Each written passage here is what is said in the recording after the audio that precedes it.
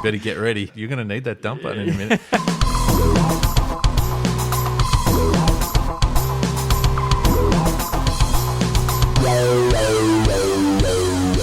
Hello, everyone. Welcome to the Deep Drop, the fishing podcast that leaves me stumped at the beginning of every show, Adam, because I just don't know how to explain it. I'm Luke McCredden. Adam Ring, you are going to take over right now and make some sense of it. Well, the Deep Drop is the fishing podcast that makes no sense but makes perfect sense all at the same time, because it's all about asking questions, answering them, sort of, then asking another question because that first question stemmed 6 others. And then we all come around full circle at the end, have an opinion on what we did originally ask, just to throw it to the people and get even more opinions again. So I guess what I'm trying to say is this is the thinking man's podcast. Wow. If you're a fisherman that loves to ask why and loves to ask how, welcome. This is the podcast for you. Welcome. Yeah. We've had a few listeners reach out over the last couple of weeks saying that they've gone back and started at episode 1 in some cases. I love that because when you and I sat down at the very conception of this podcast, Luke, just an idea at the start, we wanted to create something that I guess was something you could go back and listen to. And it's something I'm ultimately really proud of because all of the themes, all of the questions, everything that we touch on this podcast is something that every fisherman asks at different stages of their fishing career, and each answer is different.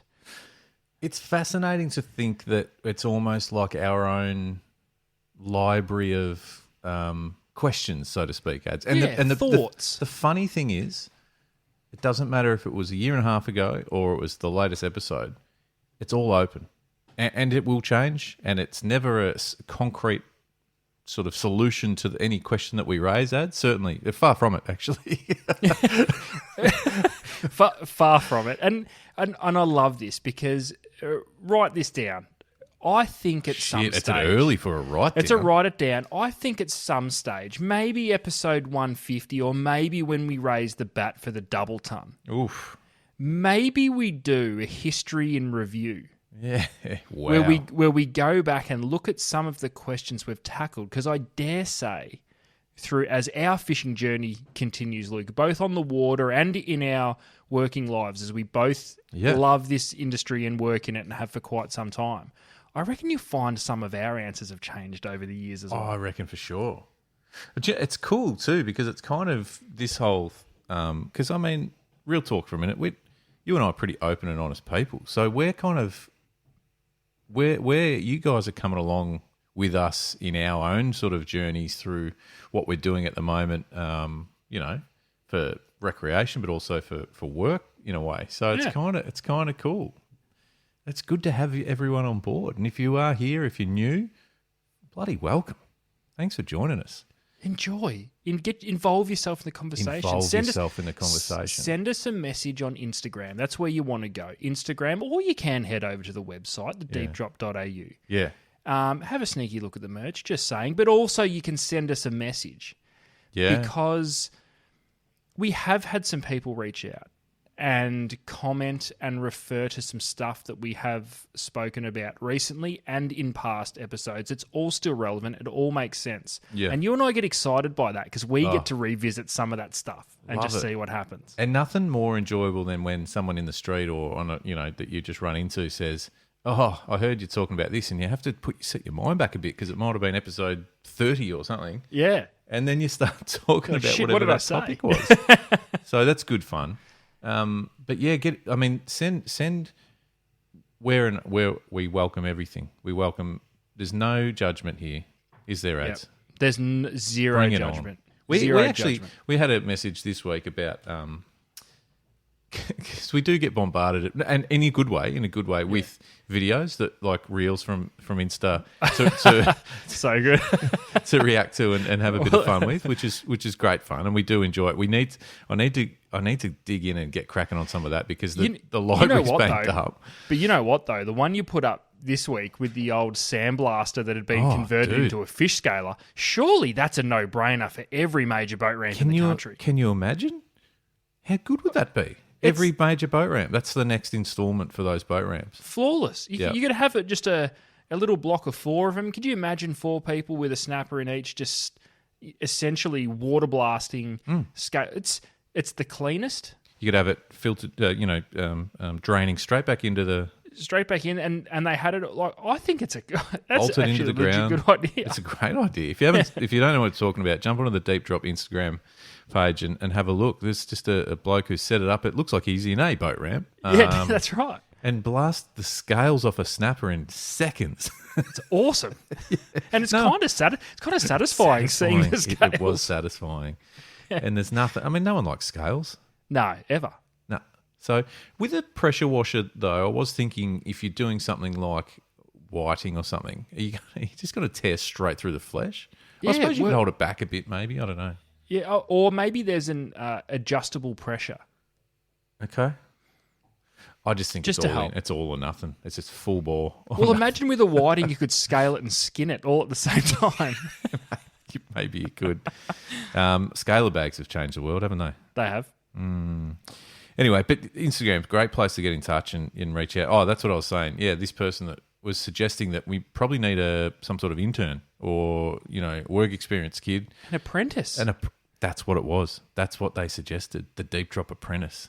Wow. I'm just, maybe we could get that off the ground.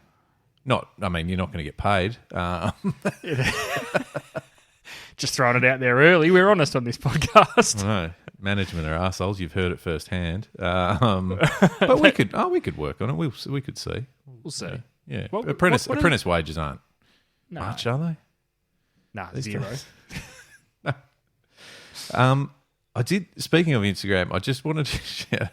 Had some fun with last week on the show. We're talking about, and it was from a listener question about sharks are the tax man ads. But the suggestion was, are seals are they the tax man of the South because they just cause a ruckus. But what I suggested on Instagram was, if sharks are the tax man, seals are ... because we thought, it needs kind of. They're not. They don't tax you like sharks. Sharks are respected. You know what I mean? Yeah. Seals aren't. Yeah. So we put it to the family, and first response from Johnny was that they are. And you know what? And backed up by Bush Bobby, who said, "I'm with Johnny on this one. They're definitely." So by unanimous decision, the seal down south. The people have spoken. The people have spoken, and this is what it's all about. We're not here. That's right. We're not here to label any sort of animal, but hey, if the people have spoken, we're on board. The people have spoken. So we have sharks, the tax man, and seals are. Yeah. Yeah, I love it. What are some of the other suggestions? Just out of curiosity. They won't win, but just out of curiosity, what else we got? Nah, fair call. Fishing World, the team at Fishing World have jumped on board and said burley. Burley. There's a theme here. No one likes seals. Yeah, it's a theme. Yeah. There's a few sort of suggestions that they're the government. Okay. There's one, just a poo emoji. Lawyers. Telemarketers, waste of time and annoying. So, look, not much love for the seal, the humble seal. But it's gained its official title. That's exciting. That's right. So thank you, everyone, for getting involved. And this is what it's about. We open it up, and quite often there's a bit of a theme to some of the answers that we land on.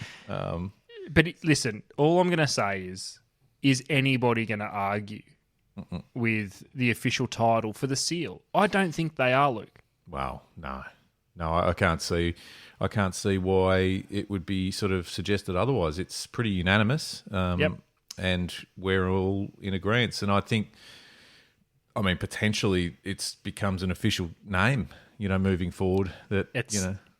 Exactly. It's you don't. Up north, people look at the sounder and they see it and they go, "Oh, the tax man's here." Yeah. Well, not down south. They look over the side and you know what's up. Yeah. Yeah. Totally. Hey, before we rip in, we've got a couple of things I want to talk about tonight. We've had an anonymous or a message that wants to be kept anonymous as a talking point. So we'll get into that in just a second. But I'm going to do something a little bit unusual, Adam. And I know Oh, well, I don't think you're going to love this idea, but we're Okay, actually so this wasn't run past me in pre-production then. no, it wasn't because I knew because I knew how you'd react, and I thought, well, give the guy a chance. We're actually dialing out of the studio tonight, and we are calling management. I'm sorry, don't just go with me because Do you know what his name is? no. Seal. Is it weird that no one knows his name? Like what? Yeah. Anyway, we'll have to find that out. Go to HR. Do we have? We don't have HR. Clearly. So now I'm just going to set it up. So why are we calling him? Why? Well, he's out doing something, and I respect it. He's out snapper fishing as we speak because he just sent me a text message and he said, If he gets one, I'll quit. Give us a buzz because got some news for you. Fuck. Yeah. So here we go. Here we go.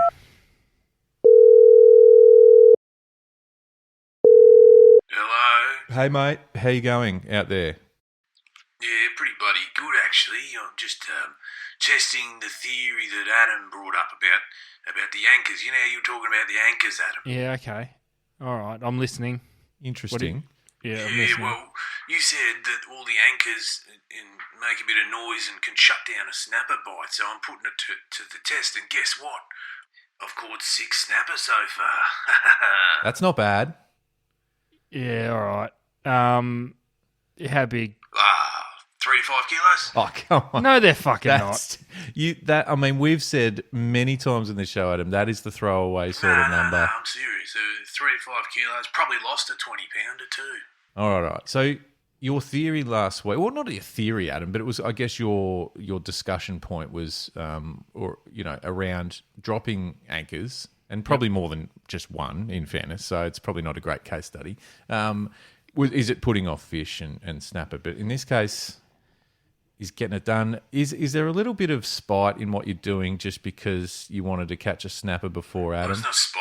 It's just I just wanted to go do it, and I know it's not that fucking hard. Mate, I'm still not buying for a second that you've caught one, let alone 6 at 3 to 5 kilos. Whatever, mate. Whatever. All right. Do you even know what an anchor is? I've got a big fucking sarker, mate, and I've been dropping it up at... Oh, hang on a minute. What? Bugger off. What are you doing? Fuck off. What's that noise? That was weird. What is that? Is Yeah, that it's a sounds like a seal? Is it a seal? Sammy's a seal, mate. Have you been sealed? Yeah, the been fucking sealed? annoying little Hope bastard. someone dropped it off to him. Yes. Music to Adam's ears. Hang on a second. I've got to Yeah, go sort yeah, this right. fucking We're thing. still Those here. ones don't count. Yeah, hang on a second. Boy, bug off. Whoa. Whoa, hang on a sec. What was that? What was that? Was that what I thought it was? It sounded Yeah, a no, bit. fellas, I've got to go. I've got to sort something out. See ya. Okay, that's weird. I hope that wasn't what I thought it was. Not either. That sounded. Anyway, he's got some sorting out to do, as he said. So we might have to circle back on that because that was a bit. Anyway, we probably should move on because I'm Wow. not sure I'm comfortable with what I just heard. But you Wow. he's caught some snapper ads. No, he hasn't. No, you're saying Not pics to prove buying it for a second. It would not surprise me if he's not even out fishing, Yeah, right. Okay. Yeah. which doesn't really explain the end to the phone call. No, I'm a bit concerned Well, about he's boating. He's not fishing. that. Right. Okay. With a He's on massive someone burly else's trail. boat. Yeah. Oh, maybe. Well, there's a few cowboys around, so. All right. Well, let's move on. I'm a bit rattled after that, to be honest. Yeah, watch this space on that one. Yeah, Jesus. All right, so let's get into what I was just talking about before, because I think it's an interesting one. We've kind of had similar conversations over the journey. We're 112 episodes in, ads, by the way. Not bad. Not Just bad, getting I mean, started, Luke. yeah. Just getting started. You could say, haven't even started. This is just the warm-up. The warm up. All right, so now this has got to be kept anonymous as Okay. per request Ooh, this from could be- said listener. All right, I'm all ears. This could be a bit juicy. Yeah, yeah. I'm just gonna dot point it a little bit. It's quite a long message. Is social media killing fishing? Okay. In recent context, yep. Yeah. In recent years, over the years, anglers keep a lot of things to themselves: spots, locations, techniques, even, to a degree. Not with all fishing, but I guess there are certain pockets that are, I'd say, let's use cagey as just the term, but cagier than others. But the question here suggests, is the clout for likes and views, that desire for attention, killing it and somehow making these spots dead, so to speak, and making it harder to fish and, because ultimately adding more pressure to these sorts of locations. So that's the sort of summary of said message. It's an observation. Does it need addressing? This anonymous continues. Well, we'll address it. Let's do it on the show. Let's do it on the show. So in summary, what's your take on the social media as a I guess adding fishing pressure? In all, like encompassing, is it something that has added fishing pressure? I don't think so. As far as adding pressure to a specific species or a specific spot, no, I don't think it's adding any more pressure. I think more to the point, what it's doing is, I don't think fishing seasons particularly are a thing anymore. Because the fact of the matter is, I think there's a lot of anglers out there that realistically don't even think about fishing until they've seen what they want to see on social media. Now, whether you think that's a good or a bad thing, I don't really know. I don't particularly care. But prime example, Luke, when we were coming up in the tackle shop, snapper season essentially started in August, September. Now, what I mean by that, the fishing wasn't any better 15, 16, 17 years ago when we were in a tackle shop. I don't think the snapper fishing or the early season's any better, but the diehards, the hardcore snapper fishermen, the ones that absolutely lived for it and frothed on it every year. Do you remember speaking to anglers that would go out in late August, early September, not take a fishing rod and just sound around trying to work out where fish had started schooling up, waiting for the water temperature to hit its prime? Yeah. They didn't expect to catch fish. They weren't even expecting to go fishing, but it was this mystique around snapper season. It was the build-up. It was the hype of what's coming. Yep. That's gone. That is all but gone, in my opinion. That's where I think the big change is. Yeah, as far as people are just basically waiting to see it on social media. Correct. Rather than go and look and search and get caught up in the excitement of and in the anticipation of snapper season, now they'll scan social media until they see a few snapper and go, I'll give it another 2 weeks. Now, or now I'll go. Yeah. Yeah, we've seen. I mean, you see it. But whether or not it's damaging fisheries, I think there's probably pockets of fisheries that maybe, like, if it's really specific, and it's I'm just trying to think of a example. Maybe if it's like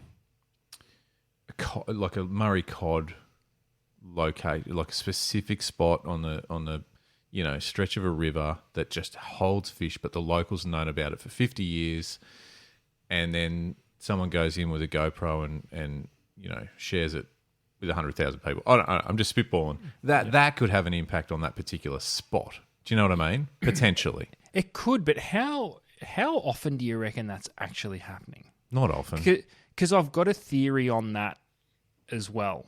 This is a topic I've spent a long, long time analysing mentally. And Luke, you and I talk about this all the time. Yeah. Off air. But I think it's more... There's a lot of things... Ultimately, I think for fishing, social media is a great thing for what we do. And my case in point is on that last time I snapper fished, which was Melbourne Cup Day, there was...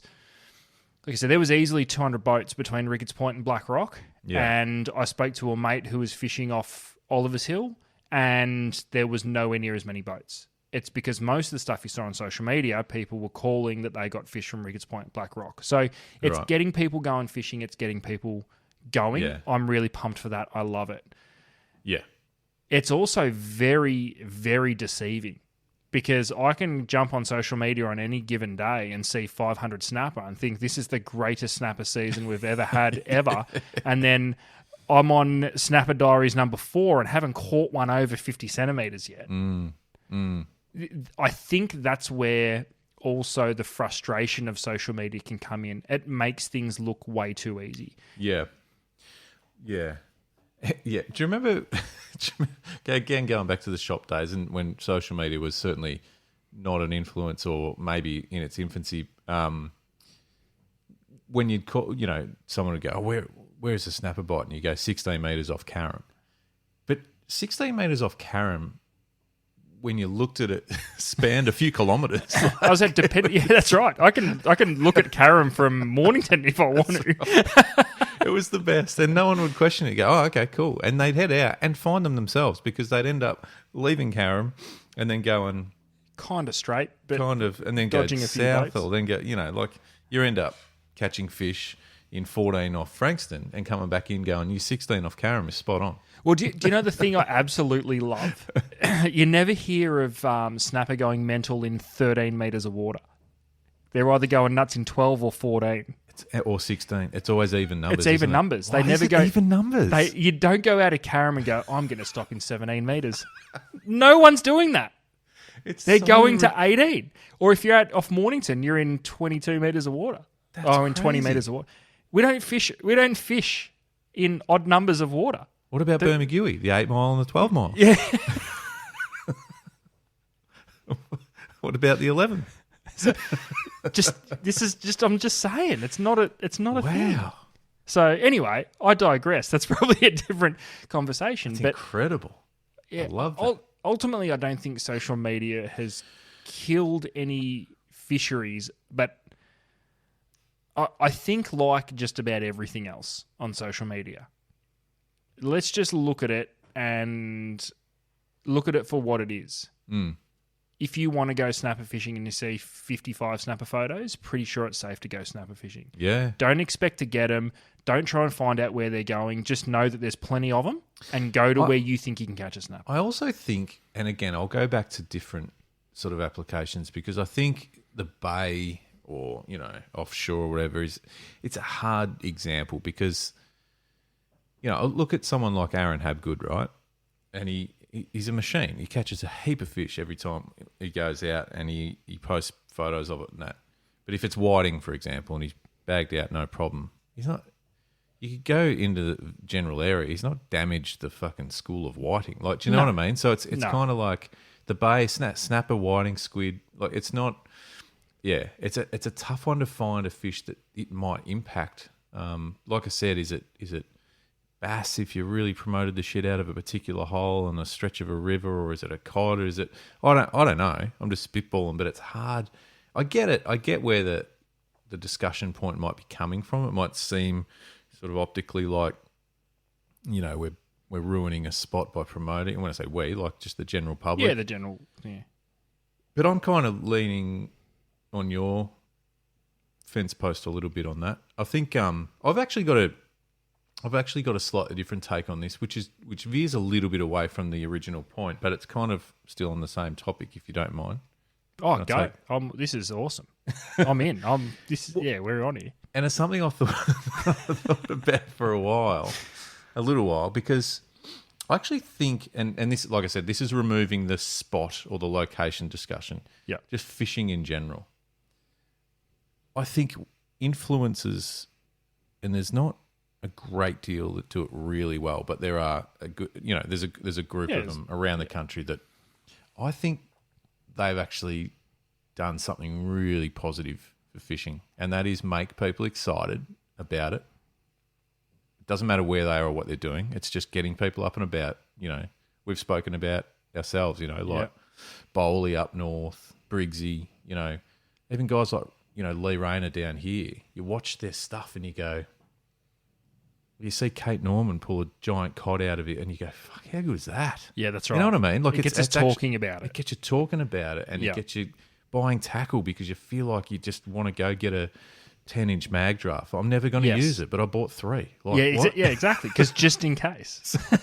So I reckon there's this case to be, there's something in these guys that are out, guys and girls that are out doing it and promoting it the right way. And when I say the right way, like I'm there's not necessarily, well, maybe there is a wrong way, but I'm just saying, I think what some of this stuff has done is given fishing and the recreational fishing sector a bit of a spurt of energy. For sure. And and it's always the same with every bit of content. This isn't mutually exclusive to fishing, but you know, have a look at someone, and Kate's probably a perfect example of this.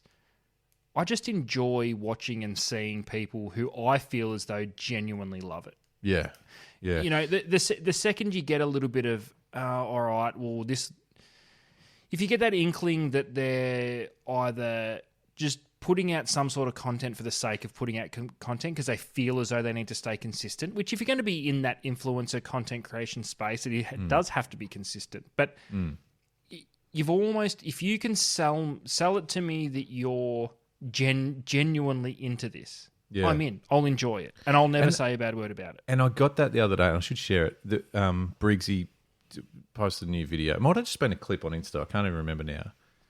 But I felt oddly really energized, like enthused about what he actually was just talking about a bit of kit and what he's going to do, and then a little bit of action sort of doing. I thought, this is sick. Yeah, like, you know what I mean? So, yeah, it's a strange one. I actually also have secondary sort of thought on this, and this is genuinely just a thought. I'm not saying this is, and I'd love your take on it, because I think there's a difference now between what is a influencer, because there are some legitimate influencers out there, and what is a traditional pro team or pro staff sort of. Do you know what I'm saying? Yeah. Because going back, so before, you know, influencer programs were in place with a lot of brands and companies, the pro staff, pro team, what do you want to call it, were kind of the role was to do a bit of everything. There was a bit of that marketing element to it. There was using the gear, getting it, bashing it around, giving feedback on the actual product. Some of the really good ones actually help with product development, which is still going on as well a little bit. But the idea of the pro staff is now actually promoting from a content point of view isn't as impactful, in my opinion, because you've got, like, I suppose, people who are doing the content piece professionally and for a living.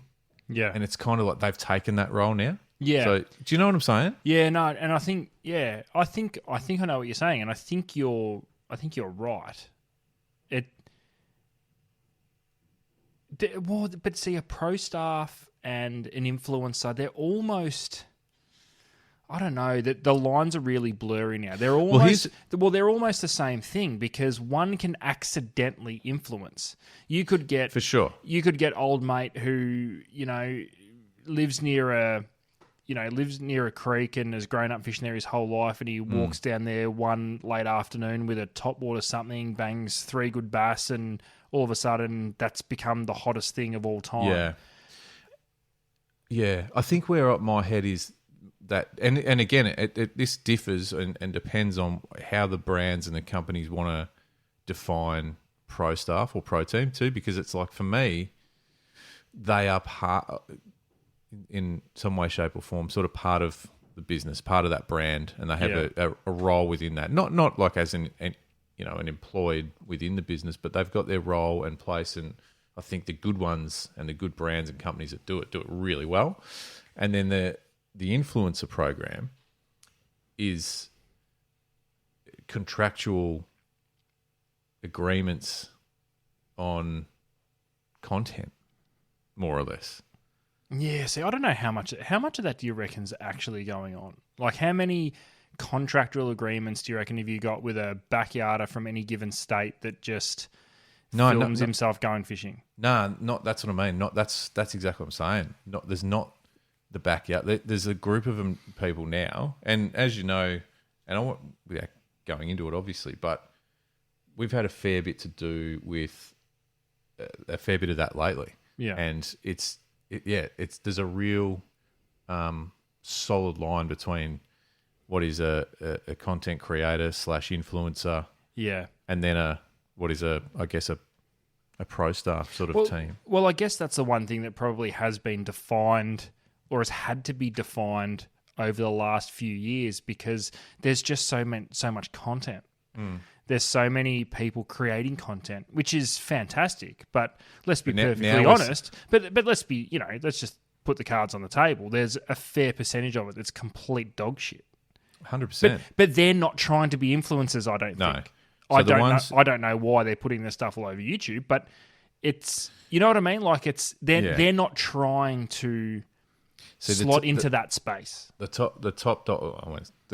people who do it properly and well are doing it well. And and they're purposely doing it well, I guess is the big thing. That's from the outset, they are aligning themselves with contractual agreements and a pretty and I've seen it firsthand. There's a pretty firm and strict set of deliverables now. It's not just that's go right. fishing and Don't see just what you come up with. Just put any video up. It doesn't cut it anymore. This is what you are delivering us by this date, and it might be X amount of clips, and obviously with the amount of fucking platforms too, there's got to be it's nuts. Different cut downs for different social platforms. There's got to be full length stuff. There's got to be some, brand integration. It's a massive fucking beast. Oh, it's huge. There is, to your point, you're right. There is only a handful, I would suggest, that are doing it to the higher level. Yeah, that's right. The higher, which is good. I think but I think that's the way it should be. Because it's like everything, the cream's always going to rise to the top. But ultimately, getting back to the original question from our anonymous listener who's sent it in, I don't think it's ruining anything, but I do think it's changed the game. Now, whether you think that's a good thing or a bad thing, I'll leave that up to every listener out there. I ultimately think it's a good thing. Because you can pick and choose what content you wish to consume. Yep. The only thing I wish, it'll never happen, but in a perfect world, if you don't like someone's specific content, just don't fucking watch it. Yep. You know what I mean? Like, there's a fair bit of shit that goes on online. But having said that, though, there's also a lot of people, whether this be via just posting or whether it be video content, there's a lot of people that are just stirring the pot too. And that's why I say don't take it all with a grain of salt. If your Instagram shows you 65 snapper photos over one weekend, I think it's pretty safe to say it's worth going snapper fishing. So go and work out where you want to go snapper fishing because it's worth looking.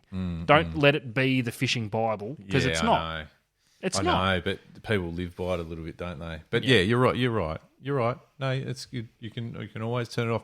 And that's probably one of the pros about the amount of content that's out there now is there's always something to watch. If you're getting sick of this, turn it off. If you get sick of that, turn it off and go to the next one. And you can genuinely find something as specific as you want to make it. If you just want to try and find content on snapper in Port Phillip Bay or snapper in Western Port, you can find it. If you know what I mean, you can find it. But then it's up to you whether you can take something from it, or if you just enjoy watching fishing, you can find some higher quality, higher produced work out there as well to, I guess, scratch really that itch as well. Yeah, for sure. And that's right. It depends what because there's some stuff that I love to watch that I don't want to take anything out of. I just want to enjoy it. Yeah, and that's the purely stuff that has to entertainment. be. But that's the stuff that has to be better quality. If you know what I mean. A GoPro on the chest isn't going to do it for me. But nah, not generally. Yeah, but anyway, to your point, plenty out there. I don't think it's killing anything. It's just changed the way. It's just changed everything. We used to rely on a fishing report sent by your local tackle shop or reading a 12-line report in the Herald Sun weather page. Like, you know what I mean? That's how we used to get it. I got my local paper the other day, and there's still a fishing report in there. That's awesome. And it's probably the same fishing report that was in there in 2002. It's probably word for word the same fishing report that was in 2002. But it's a starting point. And to your point before, that's what we read, and we kind of based a lot of what we did on that stuff. Yeah. And in hindsight now, knowing, you go, it was just dribble. but it got us out there and got us going. It didn't did. It got us And then- excited to go.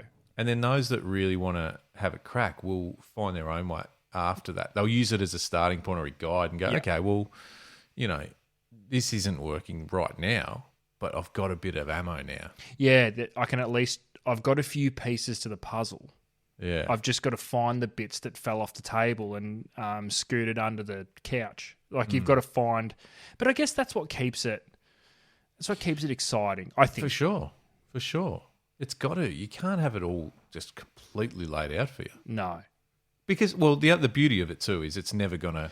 Well, it's Never gonna end up like if you had it all laid out perfectly on a platter with every minute bit of detail you need to catch a fish, time, spot, tide, moon, everything. It's fishing. There's still a chance that you'll catch a fucking ray and that's it. Correct, and this is why, but this is also why I'm maybe not as precious about the sharing of specific information. Yeah. Because and I'll use myself as a perfect example. Fishing theory, I've got it down. Practically, I'm no good. I was going to say a word I probably shouldn't have said then. I knew exactly what you were about to say. I was getting ready to hit the dump button. But theory and practicality are two completely different things. I can tell you exactly what to do to try and find a snapper. Does that mean you can catch them? No, not particularly, because out in the real world, it's different every single day. Which is what, and we say it all the time, it's what makes fishing so good. That's right. You got to work it out. You're constantly trying to work it out. Did you ever hit the dump button when you were doing radio? I don't remember ever hitting it, but I do think there may have been once or twice on 3AW where that 15-second delay saved us. Yeah, okay, yeah. Yeah, so I don't think there was a hover. I remember I remember one night Dave was hovering over the dump button. I don't think he had to use it though, and I can't even remember where we thought it was going. I can't remember if I'm thinking of AW when I sat in a couple of times with you guys, or it was just the local station we did. Did they have a dump button there? I think they might have, because I just remember someone, and I feel like it might have been Dan Lee, late in the stage where we're all a bit over it, threatening the producer, loose. going, you better get ready. Yeah. As you're coming back in from an ad break, he's like, get ready. That you're going to need that dump button in a minute. And the panic on those old timers' faces that are in the studio. It's the one thing they never wanted to hit, the dump button. That and don't bring a coffee in. Jesus, they lost their marbles if you brought a coffee into the studio. Don't bring anything in there. Don't bring anything. Don't even stand in there. I'll run the mic out to you. Like, yeah, I can't even remember that. No, I don't. I'm sure we Maybe never had to use it. No. Yeah, good times though. Oh, great times. It's I had a moment today, Ads, before we started recording. Are you all right? Well, do you need a hug? I'm just fed up with the fucking weather. Oh, It just can't work itself out. no. And it just it shouldn't shock me because it's just life. But it fucks me off. Mate, I think How can it be 32 one day and 16 the next, blowing 40 knots from the south? this is the thing that was the massive spin out for me. So at home overnight, I'm pretty sure it was Saturday night. That's when it was Saturday hot as was hot, fuck on yeah. Sunday, and then the change come through and it cooled off. I think we had overnight. I reckon we probably had 3 separate tornadoes. Yeah. But in between each one, it was dead calm. Yep. And it was just going, which way am I going to blow from next? Because it kept changing. And Actually, even Saturday morning was a spin out because I took the kids down to Mornington Beach on Saturday morning just to go for a swim and get the paddleboard out before it got really hot. Now, nothing went according to plan as it does, and rather than get there early, we got there at midday. So finding a car park was an absolute nightmare. At this stage, we didn't beat the heat. We were right in the thick of it. And the whole way there, the car was shaking. It was blowing that hard. Yeah. We got to Mornington, fine. It's just, yeah. I went for I think I went up to the shops or went for a walk or did something, and it was late on Sunday, late in the arvo. It was beautiful and calm. I thought, I'm going to go and chuck some top water around tonight for some Nice. perch. Yeah. It was just that Nice. sort of a vibe, you know what I mean? It did have that feeling. Yeah, there was a bit of balminess about it. It wasn't hot, but it was just It was something. nice. Yeah. Went inside, went into to have a look at, just grab some lures and stuff like that. Just thought, yeah, I'll have a look. Yeah, cool, I'll take them. By the time I walked back out of the garage, it was blowing like 30, 40 knots. Yeah. Like, and I'm not even exaggerating. That's the what I trees mean. outside were bent over, and I'm like, what just happened? Yeah, nothing built up. It was either blowing 45 knots or blowing 4 knots. Like there was... You know, Mother Nature, or is that who owns the weather? Is that Mother Nature? Yeah. Yeah, because we've spoken about seals. Jane but Bunn. Mother Nature can be a Yeah. A few seals around out there in the real world, isn't there? Oh, mate. You know? So, anyway, speaking of dump buttons, probably needed one there. That's been you've summed it up perfectly though. It's been very frustrating. Even for Melbourne, it's been frustrating. Yeah, that's what I think. And I know spring's always hard work, and it's always bloody. Yeah, but that was that. the weekend just gone. That was weird. We literally had the absolute worst and the absolute best fishing weather at multiple times. And then it throughout pissed the rain day. at one stage. Was that Sunday? Sunday. Yeah, Sunday. Sunday. And like proper piss down. Yeah. So you know what? I'm heading up to the Gold Coast this week, Ads, after the show. Nice. Not really. Piss and rain all week. Well, you That's what I'm saying. can take that shit Melbourne weather with you, and we'll have the good stuff. It's just... It's going to get hot for us towards the end of the week again, isn't it? Yeah. And I'm at a wedding on Friday, and I think it's forecast to be 33 degrees. a hot wedding. Yeah. Just water. Go one water per 2 beers. Sweaty. Is what I would suggest. But like a solid water. Like not just a little one of those pissy little water glasses off the bar. Yeah. Get like a schooner. Get a skewy of water and just scull it. Good ratio, I think, especially for 1 a to 2. warm day like that. Yeah. And then sort of, you know, late, not too late, but like halfway through the night, just start hitting the gins or the you know what I mean? Oh well, GTs. we've got a game plan. I'm a groomsman at this wedding, and we've got a solid plan on how we're going to start, middle, and end. I think it's good to have a game plan at a wedding or any event, really. Yeah. Go And in as you with get a older, solid the plan. game plans become crucial. Could be the difference. Yeah. And sometimes those game plans involve smoke bombing. Like Yes. hard at just some point. Yes, And if you've got that in your mind, you're pretty safe. I think you're okay. I had the smoke bomb plan firmly implanted in my mind for the after gala dinner this year.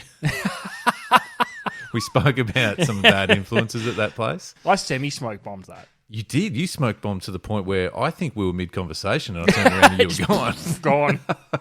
I think it was me, you, and Curtis Waterman at one stage chatting, and then you just disappeared. But I respected Went it. for a piss and didn't come back. I respected it. I stayed till the end and avoided the people that I knew would get me in, you know, in some sort of a stranglehold and drag me out, and I managed to escape. I had an early flight the next day, and I don't like flying hungover. No, it's not fun. I fly a lot these days. It's hard enough being hungover at home. Yeah, no. Hangovers are not okay. Yeah. But on a plane, No, thanks. no thanks. So anyway, there's we're well and truly fucking hell, we're wrapping up the year. Yeah. It's out of control. I'm actually really pumped about having a few weeks off over Chrissy. Yep. Which would be good. Yeah. B, kicking into the new year, because I just reckon we're going to get, I'm just calling it, we're going to get 4 or 5 wicked months of weather straight from the 1st I of hope January. so. Right through to April. And it would be awesome May. if it was on, I guess, the back end of... Well, I shouldn't say the back end, because by the time we hit January, we're pretty much... That's probably going to be the slowest because it's so hot. There's going to be some... everything that's gone already. So our snapper, I think so far, I think our snapper season's been unbelievable this year. Western Port Western Port's been the hitting one. old school Western Port. We've had 20-pound fish in the last week. I've seen some reports of some epic nights where there's like 8 fish caught in 20 minutes. I think it's been probably as good a Western Port season as I can remember for a little bit. Now, admittedly, I'm probably not as keyed in not being in a shop itself, but No, I think it's a fair call. looks pretty amazing. Port Phillip is coming hard. It's so. Listen, the snapper season's been awesome. The yellow belly season in the impoundments has been great. Yep. Like proper, Rainer real good. Rainer rang me the other day. He's been whacking a few of those snapper in Port Phillip on plackies, so it's starting to come good now. Yeah, and so there's that's happening. Spoke to Frank Melito down in Lakes Entrance. The flatty fishing is coming. He's pretty excited about it. Yeah, good. We're not even in whiting season, and I've caught whiting on soft plastics. Thank you. Tick. So I think whiting season is just good all the time. I don't think that's going to change. No, I agree with you. And same as calamari. I think there's some fucking monsters kicking around at the moment in both Western Port and Port Phillip, which is awesome. And no shortage of them, which is great too. Yeah. The only one that needs to step up is the southern bluefin tuna. Well, I've got a prediction. Oh, let's go. Adam's bluefin prediction. Solely based off no fact. Hang on. Have I got something for that? I just feel like is this Adam's bluefin prediction? No, that's not that's it. a bit creepy. Adam's bluefin prediction. That's probably the most accurate. That's not it either. No, I don't think I've got anything, Ads. I'm sorry. Adam's bluefin prediction. No, I don't know if that's quite it either. Adam's bluefin prediction. I mean, it's kind of... We'll see. We'll see what happens after the prediction. Adam's bluefin prediction. Let's just roll it out and we'll find something for it. You work on that. But my prediction. Yeah. I think I'm talking locally. Apologies to everyone that's not local to me. So I'm talking Port Phillip Bay heads, offshore Port Phillip Bay, offshore Western Port. I think it's probably going to be the poorest bluefin season we've seen in a while. Why? Because I think we're going to have a exceptionally good kingfish season. Now, traditionally, well, I won't even say traditionally. It's probably not traditional, but the last few years we've had an overlap of the two species, where on any given day you could catch a bluefin and a yellowfin tuna in the same spot. Yellowfin tuna or yellowtail kingfish? Yellowtail kingfish and bluefin tuna. I managed to make the two of them mate and have a hybrid. Bluetail king tuna? Correct. I love that. So we would catch them together. Which is a rainbow runner. Yeah, there you go. It's fucking problem solved. But I don't know. We seem to miss a small bluefin run on the lead up to the spring. Yeah. We should be almost in the thick of a barrel bluefin run. That's what I was just thinking. Out here. Because then the small bluefin run should happen again in Jan-Feb, right? Correct. When the kingfish turn up. Mm. But we've missed a school bluefin. We're on the verge of missing a barrel bluefin. Now, this could be solely weather-related. We have just gone on record to say that Mother Nature can be a bit of a seal. And it's... It's been blowing relentlessly with some huge swells in the mixes. So that's what I was going to say. There's got to be an element of that, the fact that people just can't and shouldn't, by the way, go out looking for them. That's got to be a factor. But I do feel as though there's been enough good days for people to look. But then again, the snapper fishing's been so good. Maybe they're snapper fishing. Nah, there's been people going out for a look. I can say that just based on where I live and some mornings driving to work on those beautiful offshore conditions. watching boats go past the other way just it kills me. But they're geared up, and I caught up with a bloke. Didn't know him, just a random bloke at the servo the other morning who was just all game gear. So he was clearly going out, and we had a brief chat, but obviously don't know how that panned out. But and I feel like we would have heard. Yeah, we would have by now. And you know, listen, I do know the last barrel bluefin run we had during the winter season, we didn't really hear anything about it until 3 weeks into it.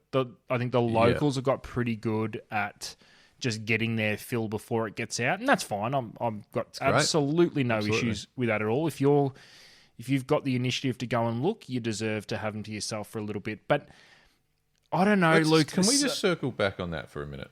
Adam's bluefin prediction is that it'll be a poor summer, but a great summer for yellowtail kingfish. Yes, there is something in my waters that's telling me that we are going to have a unreal kingfish season.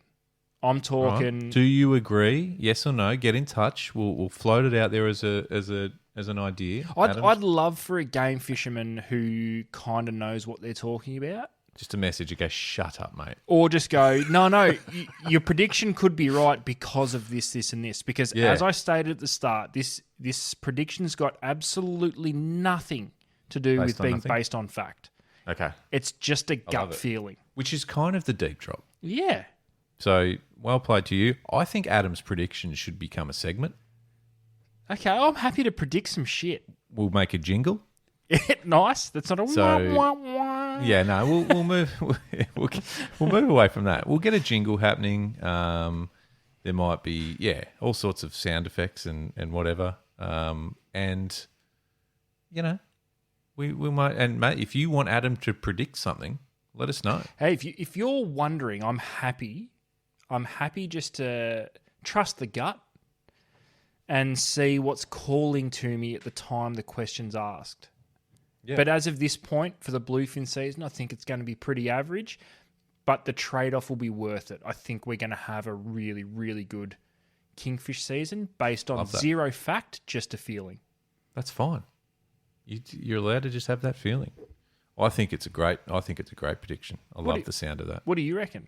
Do you reckon it has been a slow start to bluefin, or do you think weather's fucked it?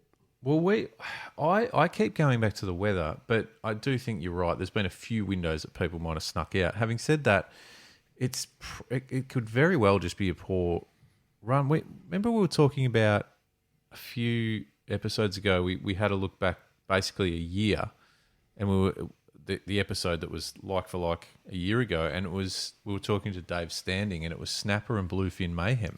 Yes, I think it was late September, early October.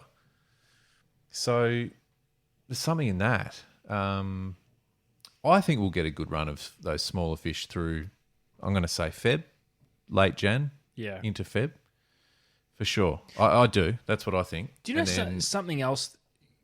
Actually, finish your thought because it's not about bluefin. No, that's pretty much it. Go. Fish. Kingies will be there. Something else that has proper excited me for this season, and it's only happened recently. Some of those really old school, hardcore snapper fishos, and I'm going to name one, but Brendan Wing has been like the old school obsessed Brendan Wing with snapper. Now, it's no secret that Brendan loves snapper. Like he's in a lot of ways, like he's done an insane amount for the popularity of snapper. Yeah. It was always going to be popular, but more for talking about jumbos, big fish. Big. I feel as though something's told him this year through those early sessions that he did that it was going to be a year to try and get a 20-pound fish. Yeah. Yeah. I don't know. Yeah. There seems to be a different level of excitement from those, I guess, guys that live for it this season, which is pretty cool. Yeah, I think it's great. I love seeing him out there and documenting some of the stuff they're doing and getting excited about snapper again because we've spoken about it before. And I'm not taking the piss.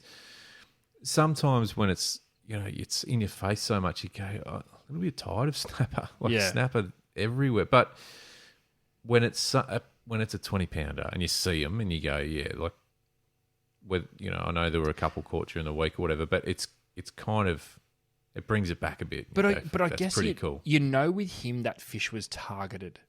It wasn't just he went snapper fishing one night, picked a good tide, and hoped the 20-pound fish would eat. And this is why, to me, it's exciting. Yeah.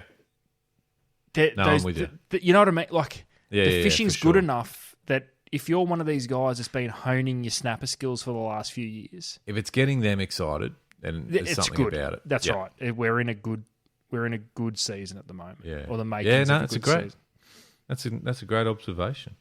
Predictions, observations, premonitions maybe could be next. We'll work on it. Yeah, okay. I like it.